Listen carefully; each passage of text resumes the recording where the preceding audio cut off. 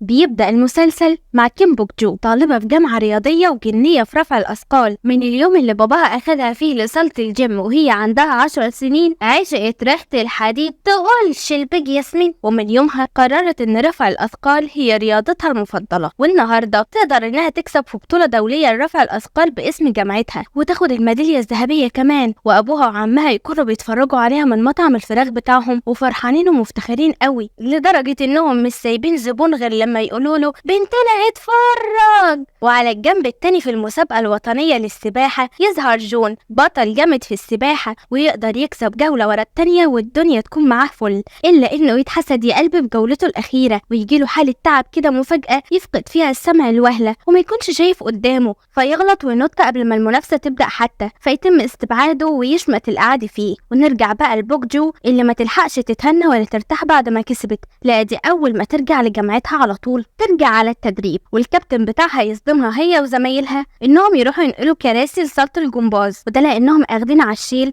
فشلوا بقى. والجامعة تكون مريحة فريق الجمباز ومدينهم امتيازات اكتر من رافعين الاثقال علشان بيجيبوا ميداليات اكتر منهم، ولكنهم اول ما يجوا يتنمروا او يشوفوا نفسهم على بوك جو تهوشهم بايديها بس، فيخافوا منها ولا كأنها هتفجرهم. وبعد ما بوك جو تخلص تخرج تتمشى مع أصحابها، ولكن فجأة جون يطلع من اللامكان ويخبط كيم جو بعجلته وهي تتضايق قوي، ولكن مش عشان وقعت واتبهدلت، لا لا لا، دي تزعل على قطعة السجق اللي وقعت من ايديها قبل ما تاكلها وتتخانق معاه. فالبطل يحتار الوقت يعتذر لها ولا يعتذر لقطعة السجق. المهم يقوم مبرق لها ويسألها شافها فين قبل كده، فتدخل صاحبتها الكيوت وتقول له أكيد في الجرايد أو الإعلانات لأن صاحبتي مشهورة، وتكون عايزة تعلقه، فتسأله سؤال أهبل كده وتقول له هو أنت بتحب ميسي؟ فجون يستغرب هو ميسي علاقته ايه باللي هما فيه ويرزعها لوش الخشب ويمشي. ووقتها البطلة كل اللي كانت بتفكر فيه ازاي ما طلبتش منه فلوس تعويض عن الاكل اللي وقع منها، وتلاحظ ان في منديل نسائي وقع من البطل فتحس ان البطل منحرف، ولكنها تاخد المنديل تخليه معاها. وعلى الجنب التاني في السكن بتاع البنات فريق الجمباز يتهم فريق رافعين الاثقال بسرقة هدومهم من الغسالة، ولكن بوك جو توصل وتزعق لهم انهم بيتهموا زمايلها من غير دليل وتاخدهم وتمشي،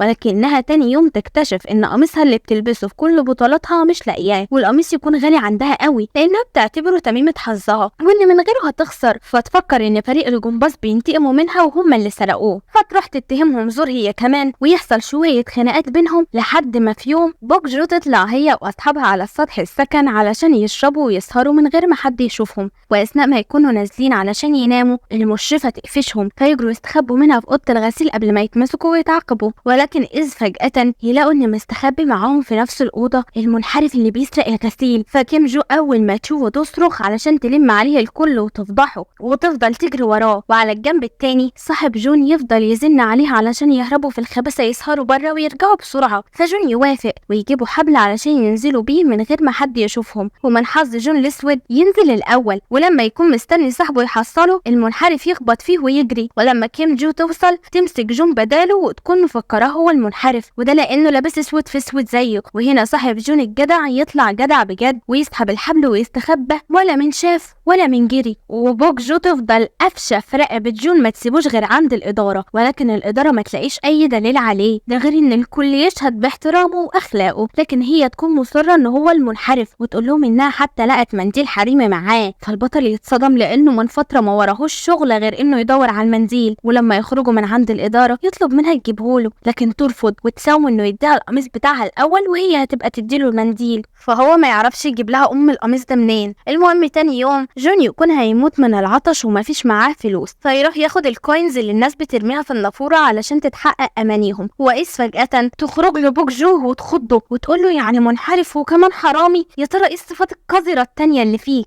فيدافع عن نفسه ويقول لها ما تفهميش صح، انا مش باخد الفلوس دي علشاني، انا باخدها علشان احمي البيئه لان كده تلوث واهدار للمال العام. فبوك جو يترسم على وشها كل علامات الاستحقار ليه، ولما يسالها تاني على منديله ما تعبروش، وهو يفضل يلف حواليها في كل مكان يتوسد لها انها ترجعهوله، لكن هي تفضل مصره على رفضها لحد ما في يوم هي وفريق رفع الاثقال شايلين الكراسي كالعاده ورايحين ينقلوهم لمكان. بوك جو اصحابها يكتشفوا بالصدفه ان المنحرف هو موظف في الإدارة، فيصرخوا ويلموا الكل عليه لحد ما الشرطة تيجي تاخده، وهي ما تكونش عارفة تعمل ايه من الإحراج والفضيحة اللي عملتها لجون. فتقرر انها تعوضه وتروح تاخد منديله وتغسله وتكويه كاعتذار ليه. فلما تروح تديهوله يشمه، فلما يعرف انها غسلته يتعصب عليها جامد، ولما يزقها بعيد عنه تقع في حمام السباحة وتكون هتغرق لانها ما بتعرفش تعوم، فيعمل بأصله وينزل يجيبها. ولما يبص لها يفتكر انها كانت زميلته في الابتدائي وانقذت حياته وهم صغيرين، وتبدأ تعبيرات وشه تتغير ويترسم على وشه ابتسامة عريضة وينادلها بالدبدوبة، وده الاسم اللي كانوا بينادوها بيه وهم صغيرين. فهي تفتكره على طول وتكون مكسوفة قوي،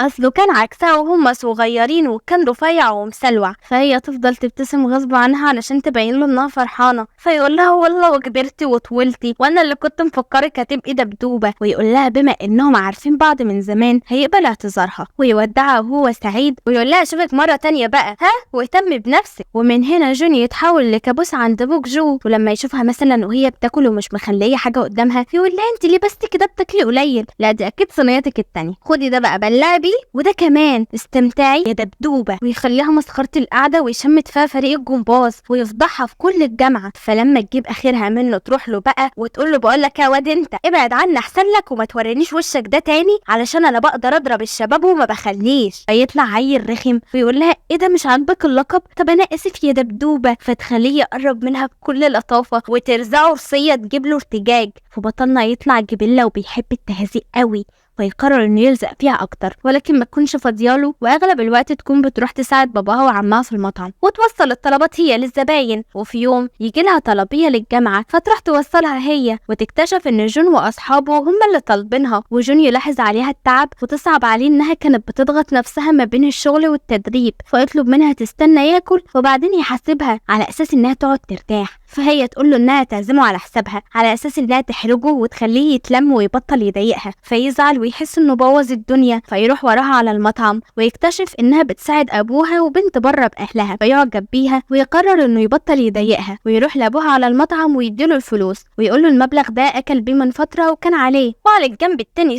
الاكس بتاعت جون تتنقل على الجامعه بتاعته وتقدم في فريق الجمباز وتروح تتكلم مع جون لكنه ما يديهاش وشه ويمشي ويسيبها، ولكن لما يرجع يقابل بوك جو يكون مؤدب معاها المرة دي، واخيرا ما يقولهاش يا دبدوبة. فهي تستغرب ازاي يعني. المهم لما يرجع للتدريب ترجع له حالة التعب اللي بيجيله دي تاني، ولما يروح لدكتورة الجامعة يلاقي جاي هناك، وجاي ده ابن عمه متربي معاه كأنهم اخوات، ويكون صاحب الدكتورة بتاعة الجامعة وبيجي يشوفها من وقت للتاني. وجون لما يحكي له على تعبه جاي يقترح عليه يزور دكتور نفسي، فجون يوافق. واثناء ما بوك جو تكون ماشيه مخنوقه تحت المطر تاخد بالها من اعلان على الحيطه اصحابه بيدوروا على ترابيزتهم اللي اتاخدت من قدام الباب، واللي يلفت انتباهها في الاعلان ان ترابيزتهم شبه الترابيزه اللي ابوها جايبها لها. فلما تروح تسال ابوها يقول لها انه كان مفكرها مرميه فاستخسرها، فهي تقرر تشيلها وترجعها لاصحابها من تاني. فربنا يكافئها على عملها الصالح ده ويبعت لها ابن الحلال اللي يساعدها، ويطلع انه جاي ويكون جان ويحميها من المطر بشمسيته ويمشي معاها في طريقها ويغرق نفسه في المطر علشانها. لا والأول مرة شخص يشوفها أنثى ويخاف إنها تتعب من شيلتها لترابيزة ضخمة زي دي، ما يعرفش إنها تشيله هو والترابيزة أصلا في نفس الوقت. المهم يشيلها عنها وهي قلبها يفضل يدق لا إرادي وما تشوفش حد غيره. تاني يوم ترجع تشوفه بيجري قدامها فتفرح قوي وتقرر إنها تعلقه وتروح وراه لحد ما يوصل للمكان اللي بيشتغل فيه، وتعرف إنه دكتور تخسيس فما تفكرش كتير تحجز وتدخله وهو يفتكرها على طول. وأول ما تقعد تقوله بتحب ميسي ويكون نفس السؤال العميق بتاع صاحبتها الكيوت لما تكون عايزة تعلق واحد. ولما تخرج من عنده وهي فرحانة تتفاجئ انها لو هتتابع معاها تتكلف مبلغ كبير قوي، ويطلع ان اللي معاها اصلا ما يجيش نص المبلغ. ولما تروح تستلف من اصحابها تلاقيهم كحيانين اكتر منها، ولكنها تعرف بالليل منهم ان الجامعة عاملة مسابقة على مكافأة مالية لاول واحد يطلع جبل عالي، فتفرح قوي وتكون اخيرا لقت الحاجة اللي هتجيب منها فلوس. فتاني يوم تتخيل ان الدكتور جاي مستنيها على قمة الجبل بينادلها، فالحماس يدب في عروقها وتتحول لريشة طايرة في سماء الطبيعة، على عكس جون اللي كان بيستموت علشان ما يكملش للقمة. ولكن أول ما يشوفها النشاط يرجع له والذوق أبو لسان بينقط شهد يروح لها يقول لها إيه ده، معقول حد في حجمك ووزنك ده ما يستسلمش لحد دلوقتي؟ هو أنت عندك عزيمة للدرجة دي ولا دي من عجائب الدنيا السبع؟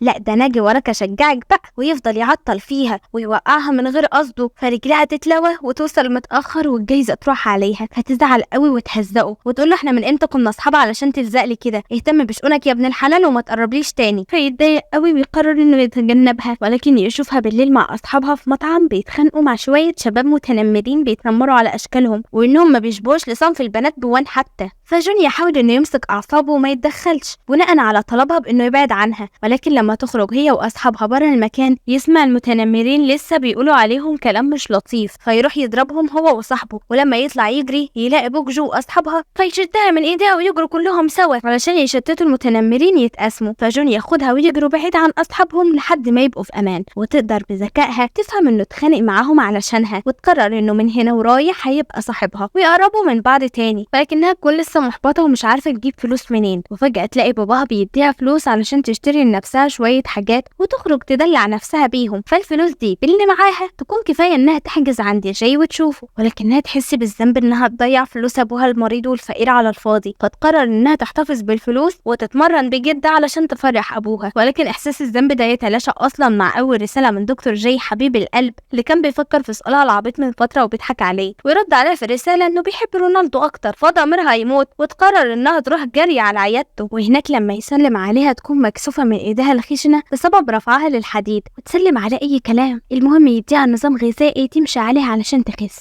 وبعد ما تخرج من عنده تكون طايرة من السعادة وتشتري دبوس شعر لنفسها علشان تتزين بيه قدامه، وتكون عايزة تشتري له هدية علشان تديها له كشكر ليها على شمسيته. ولكن في طريقها تقابل جون كالعادة ويرخم عليها، وبما ان ما عندهاش خبرة في الحب ومخبية على الكل انها بتحب، تقرر انها تستشيره وتقول له بقول لك ايه، واحدة صاحبتي انت ما تعرفهاش معجبه بواحد واستعارت منه حاجه وعايزه ترجعها له بهديه علشان تشكره، انت ايه رايك؟ فيقول لها انها لو عملت كده تبقى عبيطه، ده كده هتطيره من ايديها، وينصحها انها تكتب له كارت صغير شكر وخلاص علشان تبان تقيله. فتسمع كلامه، ويوم الميعاد بتاعها ترجع للدكتور المظله بالكارت، واثناء كلامهم الدكتور يسالها عن تخصصها فتتحرك تقول له انها رفعت اثقال، لا يغير نظرته ليها وما يشوفهاش كيوت، هتاخد بالها من تمثال عنده العازفه فتكذب عليه وتقول له انها عازفه تشيلو، ولكن يا ريتها ما كذبت عليه لانه يطلع بيفهم في الموسيقى، ويفضل يسالها اسئله ما تكونش فاهمه منها حاجه، وما ينقذهاش غير مكالمه من ابوها اللي يعرفها انه هيروح لها على السكن علشان جايب لها اكل معاه، فتخاف وتمشي بسرعه وتكون عايزه تلحق باباها قبل ما يشوف في اوضتها النظام الغذائي ويعرف انها بتخس فينفخها، وصدفه تلاقي جون قدامها فتجبره يوصلها بسرعه على الجامعه، ولما يوصلها سوء اكسته تشوفهم مع بعض فتتضايق، وبوك جو تلحق باباها قبل ما يطلع على اوضتها والحمد لله. بالليل بقى جون يسمع كلام اخوه ويروح لدكتور نفسي بخصوص مشكله انه كل لما خلاص هيكسب تيجي حاله التعب دي، فلما الدكتور يطلب منه يفتكر اول مره جات له فيها الاعراض، جون يقول له انه مش فاكر ويبان انه بيكذب على الدكتور ومخبي حاجه، وبعد ما يخرج يلاقي اخوه مستنيه علشان يطمن عليه وياخده يروحوا، وتطلع ان المظله اللي كانت مع بوك جو بتاعت جون وجاي يرجعها له ويحكي له عنها ويقول له عليها انها عازفه تشيلو وبنت جميله، فجون يتحمس يشوفها ويسال اخوها على ميعاد زيارتها للعياده تاني، وبعد ما يروح يقع في ايده الكارت اللي بوك جو كاتباه، فيحس ان العازفه دي واقعه في حب اخوه لاخرها. تاني يوم لما ستو تشوف جون بيهزر ويغلس على بوك جو تروح تقف معاهم وتعرفوا انهم زمايل في نفس الاوضه وتفرض نفسها عليهم وتكون عايزه تقعد معاهم، لكن جون ينفض لها فتروح وراه وتطلب منه يرجع لها تاني، ويبان ان هي اللي انفصلت عنه زمان لان كان عندها مسابقه مهمه في الجمباز وما كانتش عايزه حاجه تشتتها، ويوم انفصالها عنه كان هو بيمر بظروف صعبه وانه كان فشل في مسابقه ليه برضه بسبب حالته، فجون يقول لها انه عمره ما هيرجع لها تاني لانها انسانه انانيه. تاني يوم لما بوك جو تروح في ميعادها لدكتور جاي تلاقي جون في وشها وتكتشف ان هم اخوات، فتلحقه قبل ما ينطق او يقول حاجه تروح تسلم عليه وتقول له ياه فينك يا عم من زمان، ليك وحشه من ابتدائي والله، تصدق العالم فعلا اوضه وصاله، واخوه يعرفوا انها عزيفه اللي تشيله اللي حكاله عليها، فلما يتصدم ترزعه خبطتين في ظهره تفوقه، ولما يحس ان الموضوع في انه يدوس معاها في هبدها ويقول لها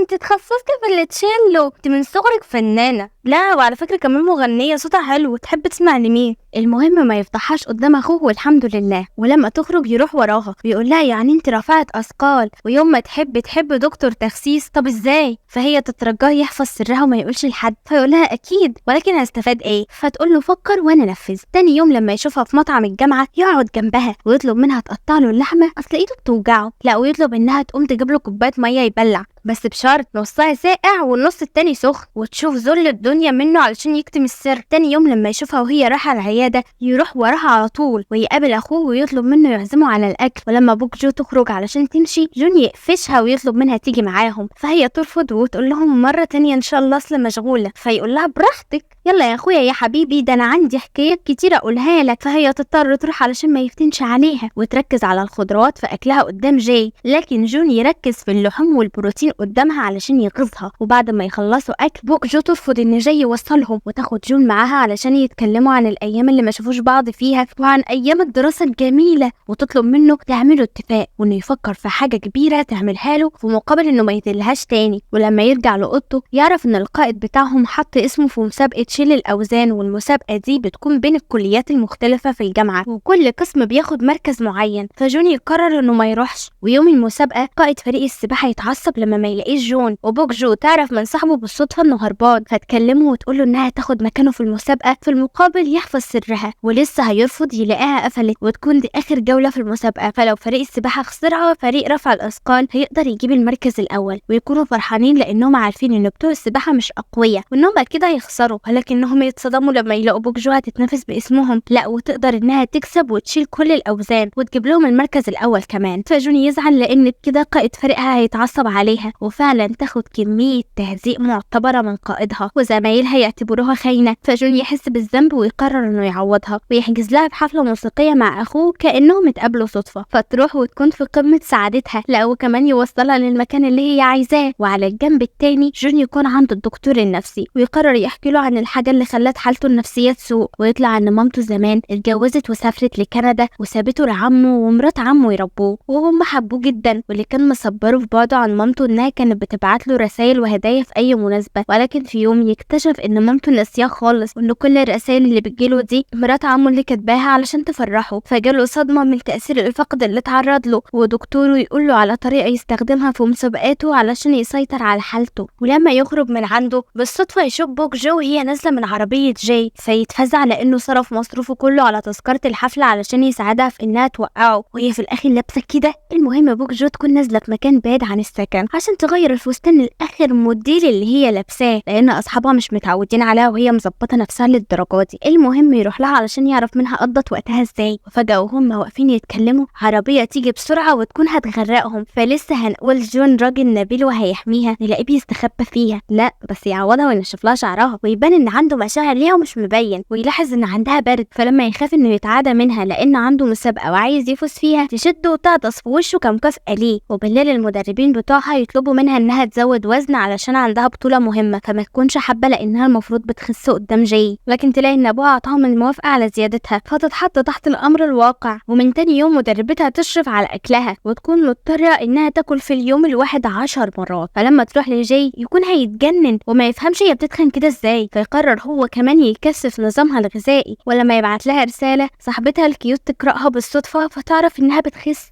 وقبل ما تتصدم وتفضحها بوك جو تضطر تعرفها انها بتحب الدكتور مش اكتر وبتروح له مخصوص علشان تشوفه، فصاحبتها دي تكون بتدعم الحب فتدعمها وتساعدها لدرجة انها تساعدها كمان في الاكل وتاكل بدلها علشان ما تخليهاش تتخن قوي وتتفضح قدام الحب بتاعها. ويخبوا عن صاحبتهم التالتة لانها جادة وملهاش في الحب. وانتوا اكيد بتسألوا فين جون؟ جون يا حبيبي من بعد العطسة يتنقل له العدوى وينام في السرير من التعب، بعد كام يوم يكون ميعاد مسابقته ويرجع يخسرها تاني بس مش بسبب البرد، بسبب حالته المعتادة.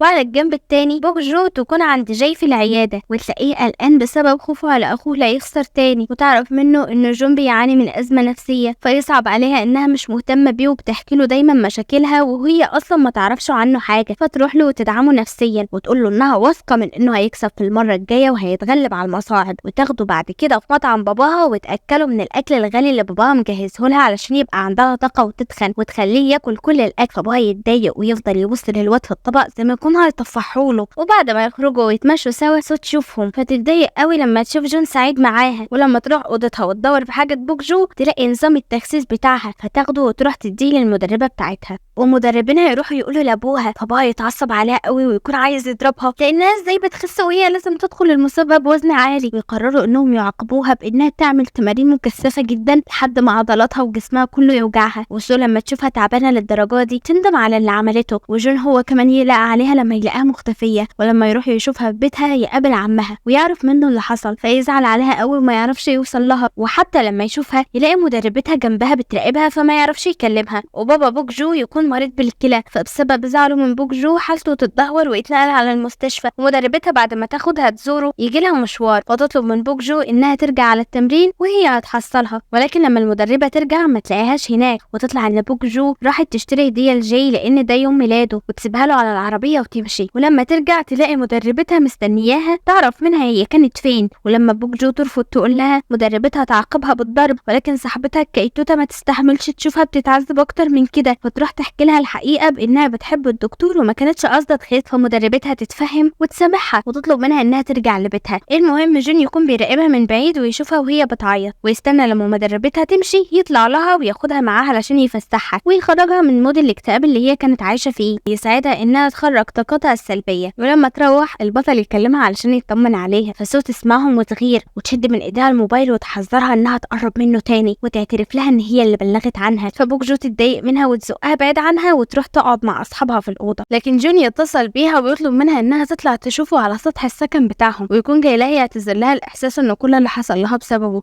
لكن تقول له انه مالوش ذنب وما تكونش زعلانه منه. المهم يسهروا سوا ولا اي اتنين حبيبه عايشين قصه حب عميقه من سنين، وكل ده والاتنين اغبياء مش فاهمين انهم بيحبوا بعض. ونروح لسو اللي يبان انها عايشه حياه بائسه بسبب حاله اهلها الماديه وما يكونوش قادرين يكملوا مصاريفها في الجمباز، وتعرف ان مامتها وباباها قرروا الانفصال. تاني يوم بوك جو تتصل على جاي تعرفه انها مش هتقدر من بعد كده تكمل في العياده لانها هتسافر تكمل دراستها بره، واول ما تقفل الميعاد تقضيها انهيار وطبعا تجري على جون تحكي له علشان يواسيها ويتفقوا انهم يخرجوا بالليل يفكوا عن ارواحهم. وسو بسبب اللي بتعيشه في حياتها تتعب ويغمى عليها في الشارع، ولما تفوق تتصل على جون تطلب منه يجي ياخدها يروحها فيروح لها وهي تفضل تحكي له على الحاجات اللي بتمر بيها لكنه ما يكونش مهتم غير بميعاده مع بوك جو ويكون خايف لا يتاخر عليها، واول ما يوصلها يسيبها ويجري ويروح لبوك جو متاخر فيلاقيها متعصبه ولكنه يراضيها بانه يصرف فلوسه كلها على انه ياكلها ويداولها جروحها. ولما يرجعوا بالليل على الكليه سو تشوفهم سوا وتفهم اخيرا انها مش هتقدر ترجع له تاني. تاني يوم بوك جو تقرر انها تنزل التدريب وتتخطى مشاعرها دي بقى لكنها نحس وتتصف في التدريب برضه. فلما تروح لدكتوره الكليه تلاقي ان جاي طب عليهم علشان يقابل صاحبه الدكتوره ولسه هتقول الحمد لله ما شافنيش وتهرب تلاقي الدكتور بينادلها فتتحرق جدا لانها هتبان قدامه كدابه. وجون لما يشوفهم ويجي يلحق الموقف بوك جو تعترف انها رفعت اثقال مش عازفه تشيله وتمشي. فجون يحاول يبرر لاخوه الموضوع وانها كدبت عليه عشان مش عايزه تقول اللي معجبه بيه انها بتلعب الرياضه دي اخد بالك، فما يشوفهاش بنته ويهرب منها. البعيد فهمان ولا ولكن ما شاء الله يطلع دكتور غبي وما بيفهمش وما يعرفش ان هو الكراش. وبوك جو ترجع تنهار وتكتئب وتضغط نفسها في التمارين وجون كعادته ياخدها يخرجها ويلعبها عشان يداوي اللي جاي بيكسره جواها، وكل ده والبهيمه التاني كمان مش حاسس وتفضل تشرب لحد ما تفقد الوعي وهو يضطر يشيلها على ظهره اللي تكسره له ويروحها على البيت. وابوها ما يكونش طايقه لان ده الشاب الوحيد اللي بنته تعرفه ولازقين دايما لبعض، ولكنه في نفس الوقت يكون حاطط عينه عليها عريس ليها لانه عايز يشوفها بتحبه وتتحب زي باقي البنات اللي في سنها. تاني يوم بوك جو تقابل دكتور جاي وصاحبته الدكتوره في الشارع بالصدفه ويكونوا رايحين ياكلوا فيمسكوا فيها تروح معاهم وانهم هيتصلوا بجون كمان يجي، ويبان ان جاي بيهتم بصاحبته قوي لدرجه انه يفضل ياكلها بنفسه تقولوش بيغيظ البطله. فجون لما يلاقيهم كده يقرر انه يبادر وياكلها هو كمان، ولكن بوك جو يكون قلبها متحطم للاخر. فبعد الاكل يروح ياخد عربيه جاي من وراه ويطلعوا على الشاطئ ويفضل يلعب معاها لحد ما تفك وتبقى تمام، وبعدين يصيرها الفضول تعرف عن حياته لانها ما تعرفش عنه حاجه رغم انه عارف كل اسرارها. فيقرر يحكي لها حكايته وان جاي مش اخوه زي ما هي مفكره او ان ابوه ومامته هما في الاصل عمه ومرات عمه، ويحكي لها على كل حاجه عن مامته. وتاني سر يحكيه لها ان هو اللي كان بيجيب لها شوكولاته في السر دايما وهم صغيرين لانه كان نفسه يصاحبها ولكن كان خجول. وبعدين بوك جو اعصابها ترتاح وتركز على تدريبها قوي وانها تزيد في الوزن واخيرا توصل للوزن المطلوب. ويوم بطولتها جاي يحضر وهو معاه ورده عشان يشجعها، فهي اول ما تشوفه تتصدم لانها مش عايزاه يشوفها وهي بتلعب لانه وشها بيحمر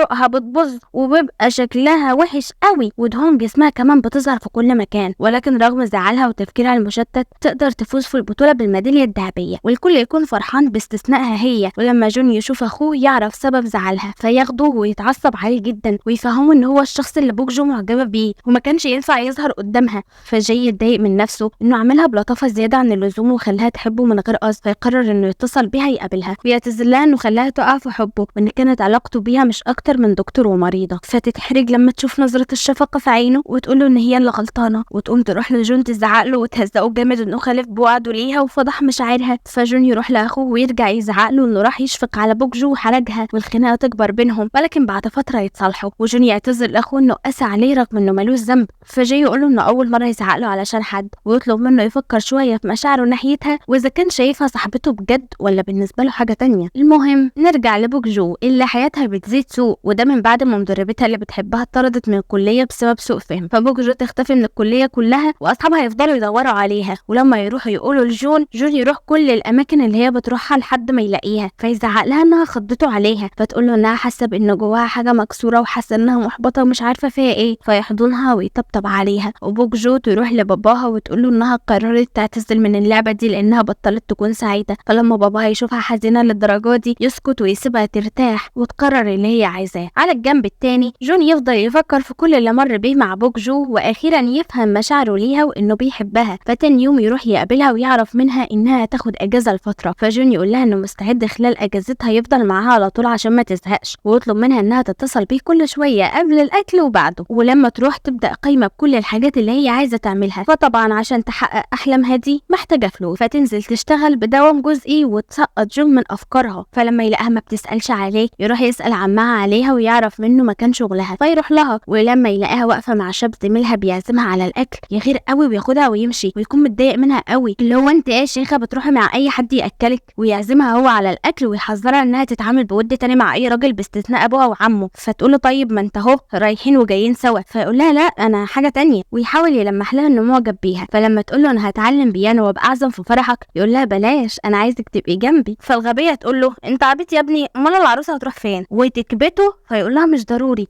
توقفي خالص، ركزي في الاكل اهو ده اللي انت فالحه فيه. تاني يوم يروح لها الشغل تاني علشان ياخدها، فهي تكون عايزه تمشيها علشان خايفه ان الناس اللي بتشتغل معاهم يفهموها غلط وانهم مفكرينه حبيبها ومش مصدقين ان هم اصحاب بس، فينتهز الفرصه ويقول لهم انهم مش فاهمين غلط لانه فعلا بيحبها. فبدل ما تفرح تساله حبها على ايه، وانه اكيد بيقول كده علشان يشفق عليها من بعد ما اخوه ما حبهاش، فيقول لها انه مش بيقدم لها عمل خيري وان الحب ما فيش وراه اسباب، لا ويعرفها كمان انها حبه الاول ويطلب منها تديله فرصه شهر وبعدين تقرر اذا كانت تبقى معاه او لا. فهي توافق لان بعيد عن انه وسيم بتحس انها عايزه تكون معاه دايما وانه بيحسسها بالامان. ولما يوصلها على البيت محفظتها تقع منها وما يشوفهاش غير بعد ما هي تمشي. المهم لما يفتحها اول حاجه يشوفها البطاقه بتاعتها، فلما يدقق في صورتها يتوتر، وده مش من جمالها المفرط، لا لا لا، ده يحس انها مسجله خطر. ونكتشف ان الكوريين حتى مظلومين في صور البطاقه مش احنا بس، ويشوف كمان قائمه احلامها واللي من ضمنها ان يكون لها حبيب تروح معاه الملاهي، فيشوف ان دي فرصه كويسه علشان يكسب قلبها. تاني يوم يروح يحط لها محفظتها في شنطتها من غير ما تاخد بالها ويطلب انهم يروحوا سوا على الملاهي ويتفقوا على ميعاد، ويتفاجئ انها جايه له مع اصحابها، واصحابها يقولوا كمان لصاحبه علشان الكيوته معجبه بيه، فيبقى مش طايق نفسه. ولكن في نص اليوم ياخدها ويبعدوا عن اصحابهم على اساس انه هياخدها ويلعبوا لعبه صعبه. المهم يفضل يعمل حاجات رومانسيه ويقرب من البطله علشان يهز قلبها ناحيته، وهي بصراحه كل لما يعمل حاجه قلبها يتهز فعلا ولكن تكبر وما تبينلوش. المهم في مره وهي مش في البيت يجي لها مكالمه ان باباها تعب جدا وهو بيعمل غسيل الكلى، وعلى الجنب التاني جون يكون بيشتري لها ورده علشان يديهولها. اي نعم الورد ما بيتاكلش ولكن في الاخر قلب الانثى ايه، ورده معروفه يعني. ويروح يستناها في محطه الباصات ولكنه يلاقيها جايه تجري وهي بتعيط، فيخاف يديها الورد ويهديها وياخدها على المستشفى لباباها، والدكاتره يعرفوهم انه لازم يعمل عمليه زرع كلى ضروري. ومع اخر اليوم تلاقي جون سايب لها شنطه بالادويه والحاجات اللي باباها هيحتاجها، فتتاثر قوي. وتاني يوم تروح للكليه وتكون قررت ترجع خلاص لتدريبها تاني، واصحابها يفرحوا قوي وتتصل بجون تطلب تقابله وتعرفوا انها قررت ترجع للكليه وده بقى بسببه، وانها قررت تحتفظ بيه لانها اكتشفت ان هي كمان معجبه بيه ومش عايزه تبعد عنه، والاتنين يرجعوا على اوضهم وهم طايرين من فرحته. ولما يرجعوا يخرجوا سوا تاني جون يغل لما يلاقيها لابسه نفس الدبوس اللي كانت جايباه علشان تبان لطيفه قدام اخوه، فيتعصب ويشده من شعرها غصب عنها ويروح يشتري لها واحد جديد على ذوقه. المهم وهي راجعه لاوضتها فرحانه تتصدم لما تلاقي سوى على الارض مغمى عليها، فتتصل بالاسعاف بسرعه، وجون لما يعرف يروح يزورها، والدكتور يعرفوا ان اللي حصل لها ده بسبب انها كانت بتاخد ادويه منومه، وده لانها كانت بتعاني من الارق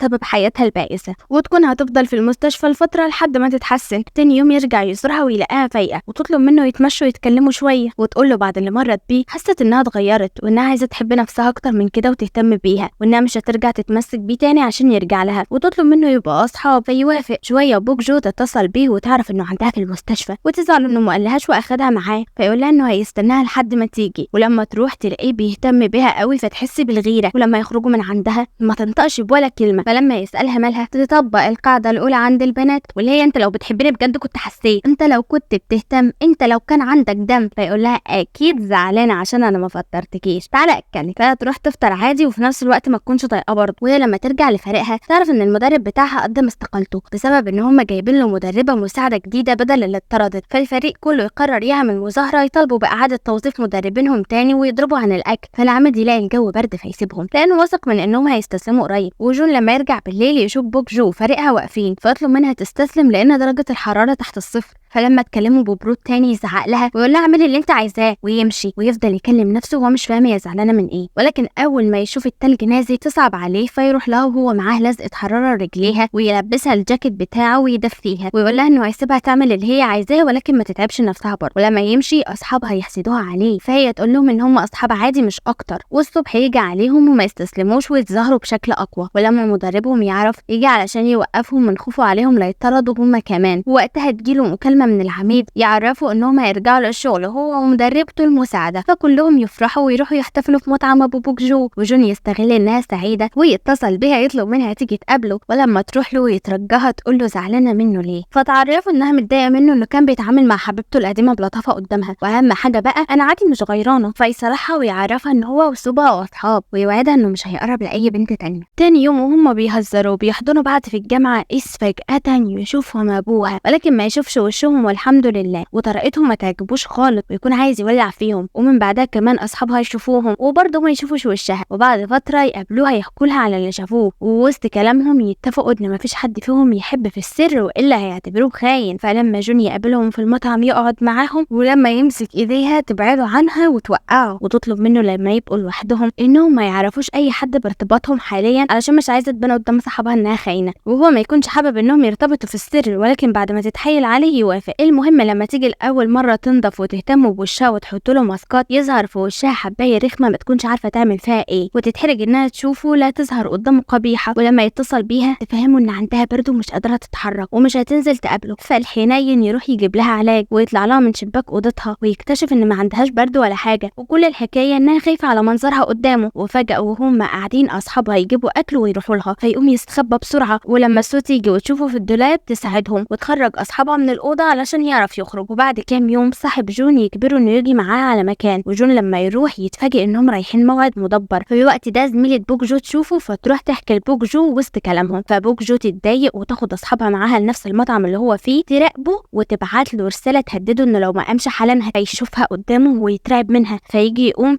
بنت من اللي قاعده معاهم تلمسه، فبوك جو ما تستحملش تخبى اكتر من كده وتقوم له وتقول لها ايدك يا عسل بدل ما توحشك، وتعترف اخيرا انها حبيبته. كل يتصدم بالاخص اصحابها اللي ردت فعلهم تبقى كده ويزعلوا منها. فعشان جون يصلح الموقف ياخدهم يعزمهم على الاكل لانهم فكرهم بنات وكده مش بياكلوا كتير، ولكن يتفاجئوا انهم خليفه حبيبته بياكلوا بدل الوجبه 10. وبعدها يخرجهم ويبسطهم وتكون ليله سودة على دماغه ويخسر فيها فلوس تكفيه شهر. وإس فجاه تظهر ام جون تاني في كوريا بعد غياب 10 سنين من سفرها لكندا، وجون يتاثر قوي ويفكرها جايه عشانه فيفرح، ويخرجوا لاول مره سوا من سنين، وتكون جايبه له معاها هديه وتعرفوا انها جايه تشوفه وهتسافر على طول، وتطلب منه يقابلها قبل ما تسافر علشان تحضر له وجبه بنفسها، ويكون سعيد جدا. بعدها يروح يقابل بوك جو يحكي لها على كل اللي حصل معاه في اليوم. وتاني يوم لما يروح يقابلها يسمع بالصدفه عمه ومرات عمه وجاي وهم بيحاولوا يجمعوا فلوس من بعض علشان يدوها لها، وده لانها عندها بنت مريضه بمرض نادر. فيتصدم ويفهم انها مش جايه عشانه زي ما كان مفكر،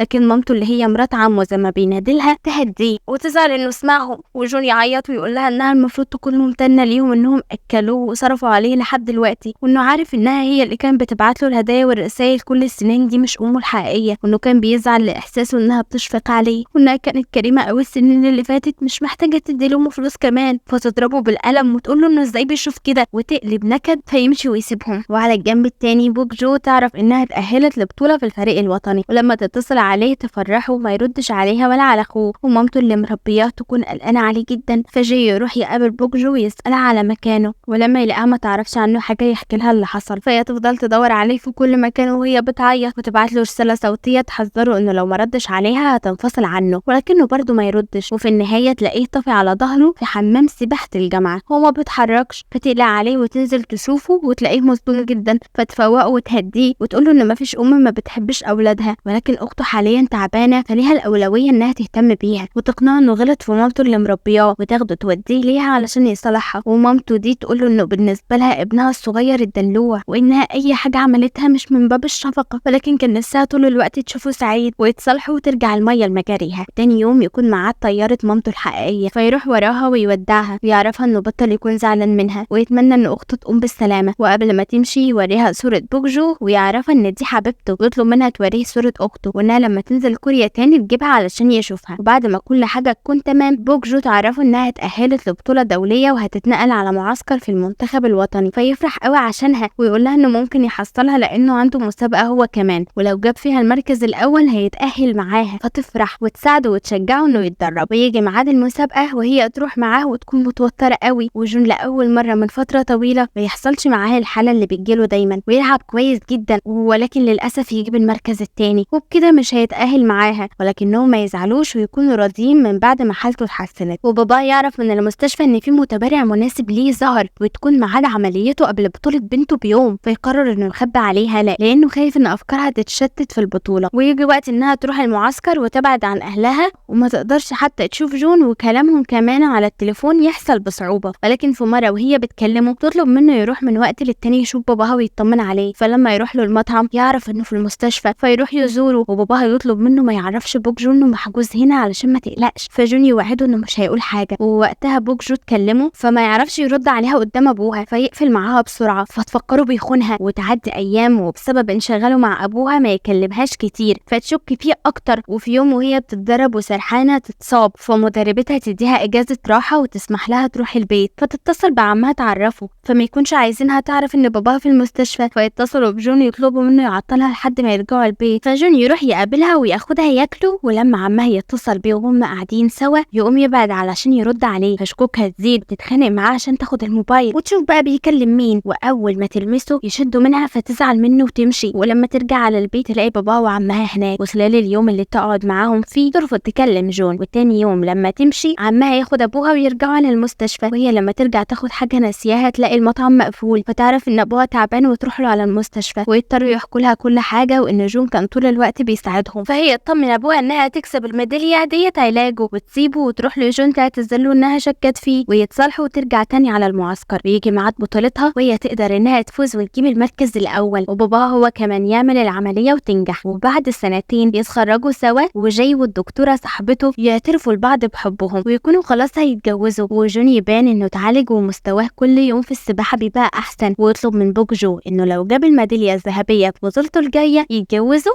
وهي توافق. وبس كده، ده الانستجرام بتاعي لو حابين تيجوا. وقبل ما انهي اتمنى من كل قلبي تعيشوا قصة حبكم في الحياة وتتقابلوا مع ابطال وبطلات احلامكم. بحبكم جدا. سلام.